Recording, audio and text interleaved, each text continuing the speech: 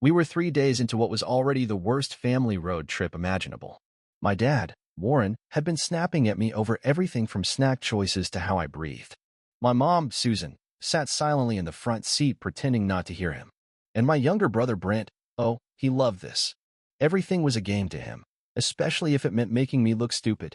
I should have known something was up when we pulled into a nowhere rest stop somewhere off I-70 in Colorado. There were no signs, no cell service, just an old vending machine and a dusty bathroom. I got out to stretch and use the restroom. My phone was in the car charging, and I didn't think to grab my wallet. I wasn't planning on leaving civilization. 10 minutes. That's how long I was gone. When I came out, the spot where the Suburban had been was empty. I walked around the entire parking lot, half laughing to myself. Surely, they were just playing a joke. But an hour passed.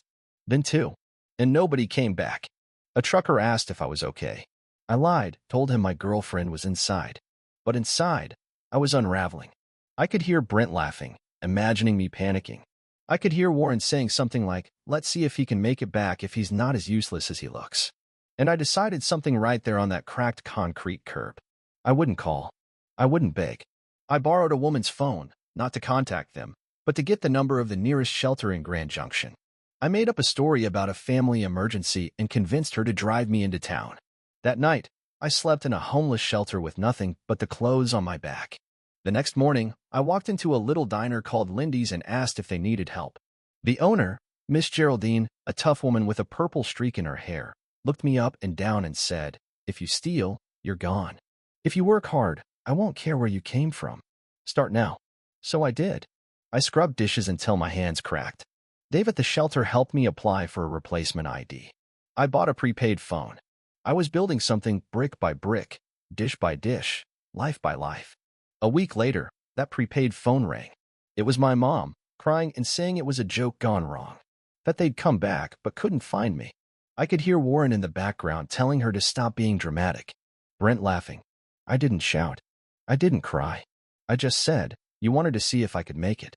Watch me." Then I hung up, blocked their numbers, and changed mine the next day.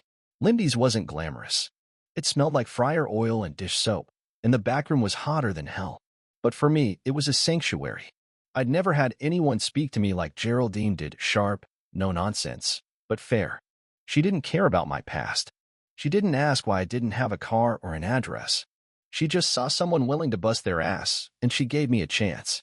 My routine became something almost sacred. Up at 5:30, breakfast at the shelter, when there was enough, then a walk to the diner before sunrise.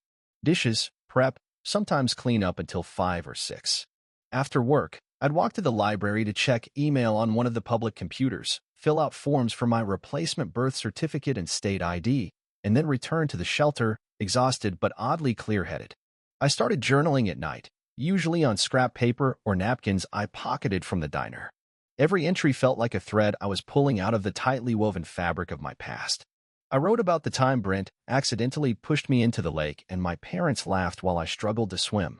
About how every gift I gave them was nice, but maybe you shouldn't have bothered.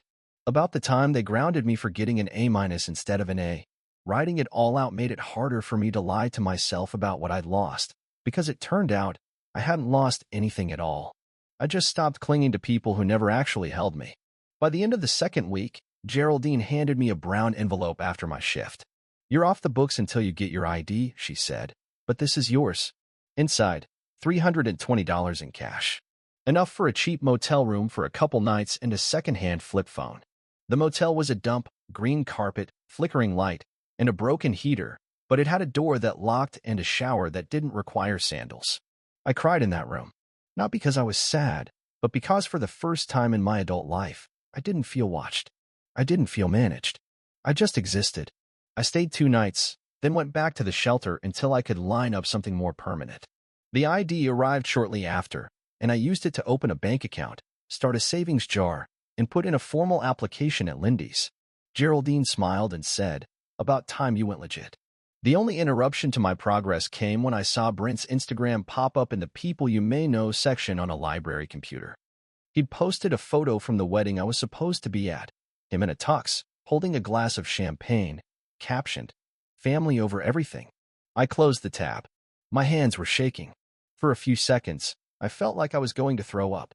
but I breathed through it. That's when I knew this was going to be a long process.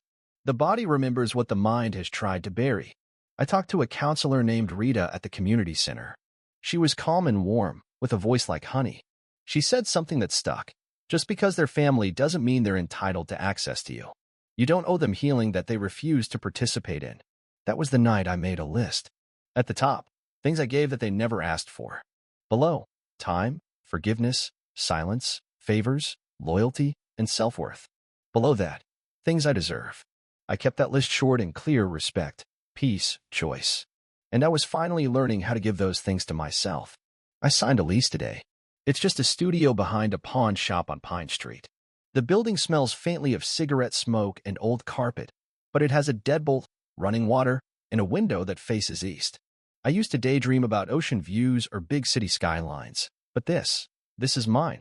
It's rented in my name, paid for with my money. The first key I've ever held that didn't come with strings or someone else's expectations. The first night I spent there, I sat on the floor with a microwaved burrito and a half-deflated camping mat I bought secondhand. There was no furniture yet, no Wi-Fi, and the walls were bare, but I'd never felt more grounded. The silence didn't feel empty, it felt earned. With a little breathing room, I started visiting the community center more frequently. Rita agreed to meet with me twice a week now. At first, I thought therapy would be about talking through the past, but it's more like unlearning the lies I was raised on.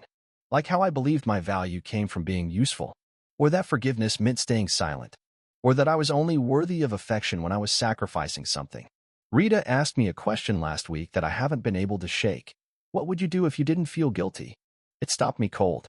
Most of my decisions, jobs, favors, holidays, even the way I used to dress, were filtered through a sense of obligation.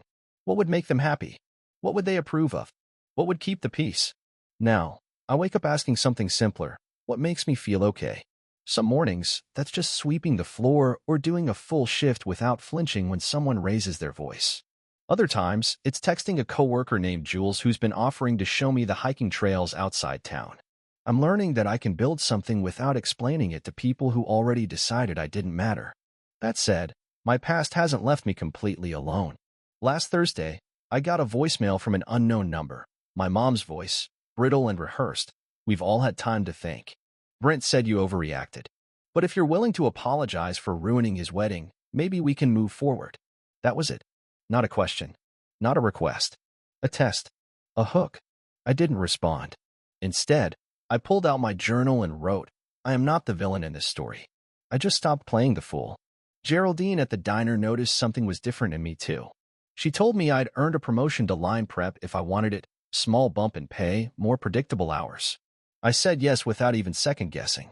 For the first time, I said yes for myself. My apartment still doesn't have much. A folding chair, a crate for a table, and a mattress I dragged up 3 flights of stairs with a stranger's help. But it's becoming a place that feels lived in. A place I chose. I still write at night. Only now, the entries include plans. Lists of things I want to learn, places I want to visit, meals I want to cook. It's not about escaping anymore. It's about building. From zero. From quiet. From truth. And if they call again, they won't get through. Some mornings, the sun hits my east-facing window just right. It spills across the scratch tile floor in soft gold, illuminating the little things I've collected since moving in: books from the donation box outside the library, a mug that says, no drama, just diner, and a small cactus Jules gave me that I named Spike. Those moments are still and simple, and for the first time, they feel mine. I've been journaling every night, like Rita suggested. But now, I've started a new section I call Life Without Apology. It's where I list decisions I've made without guilt or the weight of someone else's expectations. Accepting the prep cook promotion at Lindy's. Buying a used bicycle even though Mom would have called it a waste. Saying no to an invitation from a coworker when I was too tired instead of forcing myself to be likable. Each line in that journal is like planting a flag on my own personal ground. This week, I took Jules up on her offer to go hiking. Nothing fancy, just a short trail outside town called Devil's Loop, easy incline, shaded paths. I almost canceled twice out of habit. That voice in my head that always said, you're too awkward. They're just being polite. Don't impose. But I went. And we talked. About nothing earth-shattering, just music, weird diner customers, and how Jules once saw a bear eating donuts from a garbage can. It wasn't a grand revelation, But something small shifted. I didn't feel like I had to perform. I wasn't measuring myself against some invisible standard of worthiness. I was just there. Me. And that was enough. Back at the apartment, I've been slowly putting things together. I got a second-hand table from a guy who was moving and a little electric kettle so I can make tea before bed. No more microwave burritos every night. I even bought a corkboard to pin up reminders, quotes that resonate, photos from walks, receipts for things I earned. At Lindy's, Geraldine asked me if I wanted to train the new dish guy. Her exact words were, "You've got a quiet steadiness that people notice."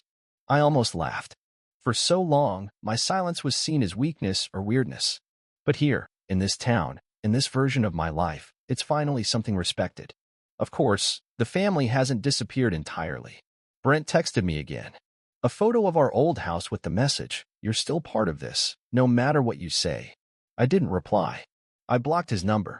Then I wrote about it in the journal, not with rage, but with clarity. That text wasn't a lifeline. It was bait. I don't need to prove my pain anymore.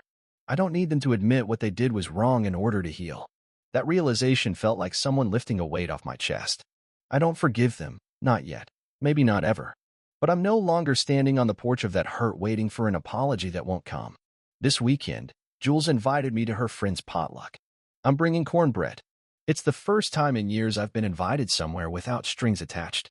No one asking for a favor, no hidden agendas, just food and people and a folding chair with my name on it.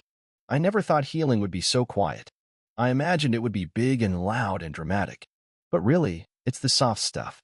The sound of tea water boiling. The feeling of clean sheets. The laugh you don't force. The moment you realize you haven't thought about them in hours. Maybe that's the beginning of peace. The potluck was held in someone's backyard, a wide space with fairy lights strung between trees, folding tables loaded with mismatched dishes, and the kind of music that hums gently without overtaking the air. Jules introduced me to everyone like I was already part of the group. "This is Logan. He's got the best cornbread in the state, so act accordingly." For a second, I almost corrected her. I almost said, "It's just Jiffy mix with a splash of honey," but something told me to let it stand. Just accept the compliment. No qualifiers. No awkward disclaimers. Let people like me without having to shrink first. The potluck went better than I expected. I didn't talk much at first, just listened and laughed at the right moments. Eventually, someone asked what brought me to Ashford, and I paused. My usual answer is something vague like work, or I needed a change. But this time, I said, family dumped me here on a joke gone too far. I stayed to make sure I wasn't the punchline. That earned me a few shocked looks and one raised beer in solidarity. After that, things got easier. Not because everyone suddenly knew my pain, but because I didn't have to pretend anymore. Back home, I added a new page to the Life Without Apology journal. At the top, I wrote, "Today I took up space without asking permission." I wrote down every moment where I let myself exist freely, laughing too loudly, telling a story without worrying if it made me sound impressive, accepting second helpings like I belonged. It's strange how something as simple as being invited can feel revolutionary. Later that week, Brent called. Not a text, not a voicemail, a real call. I didn't answer, but I listened to the message. His voice was slower than usual, maybe trying to sound sincere. "Mom's been worried. We were just joking, man. You've made your point. Come home. Come home." As if they hadn't left me on a bench with no ID, no money, no plan. As if the months I spent scrubbing floors and sleeping in shelters were a cute misunderstanding. I saved the message. Not to cherish it, just as a reminder of how revisionist love can be. They don't want me back. They want the narrative back, the one where I'm the quiet, compliant one they can laugh at without consequence. I didn't respond. I don't think I will. That doesn't feel like punishment anymore. It feels like a boundary. Rita says boundaries don't require other people's understanding. They're declarations of your own worth.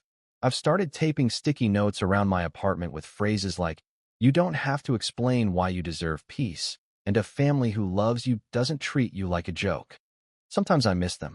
Not in a way that makes me want to go back, but in a way that aches for the version of them I needed and never had. That's the part I'm working through in therapy. Not forgiving what happened, but letting go of the fantasy that they'll one day understand. That they'll wake up and say, "We were wrong. You didn't deserve any of it." They probably won't. But that's okay. This week, I got a handwritten letter from my landlord. Not an eviction notice, just a note thanking me for always paying rent early and keeping the place neat. He included a Home Depot gift card as a tenant appreciation gesture. I used it to buy a coat rack and a doormat that says, "You matter." I never used to decorate. I figured what was the point if you didn't know how long you'd be allowed to stay. But this time, I'm building permanence. One lamp, one grocery list, one friendship at a time. The sky over Ashford shifted into its softest blues and ambers, the kind of early evening light that makes everything feel briefly weightless. I was sitting on my tiny balcony, a mug of tea in one hand and my journal open on the table. A breeze rustled through the potted mint plant I'd bought on a whim last week. It was thriving in its little pot. Something about that felt poetic. I'd just finished writing an entry titled "The Life I Would Have Missed." It was a list, not of what my family took from me, but what I had built in spite of them. Things like Jules teaching me how to parallel park without cursing, and buying a coat I actually like instead of inheriting someone else's, and the first time I laughed in public without checking if anyone noticed. It's funny, there's no dramatic scene here. No final showdown. No tearful apology from my mom. No thunderclap realization from Brent. Just me. Still here. Still growing. I had an unread message from Brent. The preview read, "Can we just..." But I didn't open it. I didn't need to. Some conversations don't deserve the oxygen it takes to speak them. I deleted it without reading the rest. It wasn't bitterness, it was release. And that was new. That night, I met Jules and a couple of her friends at a local open mic night. I didn't plan to speak, but when a slot opened up, I signed my name on the list.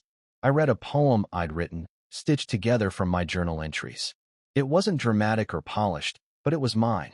I ended it with a line I hadn't written down, something that just came out of me in the moment. Sometimes, the people who leave you stranded are the reason you finally learn to stand. There was silence, then soft applause. Jules gave me a grin that didn't need words. On my walk home, I passed a storefront that had just opened.